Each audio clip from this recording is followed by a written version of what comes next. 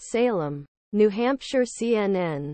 Former President Donald Trump aims to knock his last remaining opponent out of the 2024 White House race with a resounding New Hampshire victory on Tuesday that will strengthen his grip on the GOP.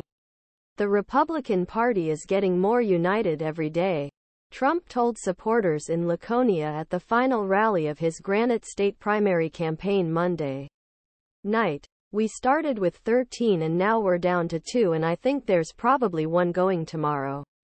Nikki Haley's campaign poses the final obstacle, barring unforeseen circumstances, to a general election that polls show most Americans don't want. It's a rematch of the 2020 showdown between Trump and President Joe Biden. The former South Carolina governor is staunchly opposed to Trump's bid to end the GOP primary after just 2 nominating races, ahead of a crucial day that could decide whether she can claim the justification and money needed to stay in the race. Haley warned that America is not having a coronation. She warns that she and Trump's efforts to remove him from the race are contrary to Republican values. "America does not have coronations. We believe in democracy," he said at an event in Franklin, New Hampshire. On Monday, the outcome of the nation's first primary will have major implications for the choices Americans make in November's general election. New Hampshire represents Haley's best opening to claim an early victory over Trump.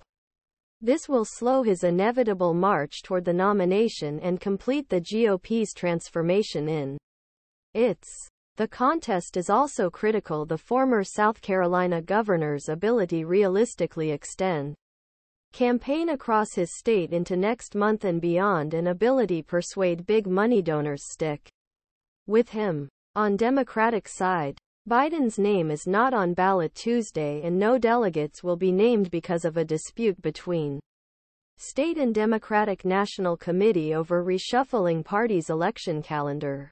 But there is an unofficial test of the president's popularity in an organized effort to get voters to turn out for him. Minnesota Rep. Dean Phillips is challenging the president but has yet to mount a national campaign.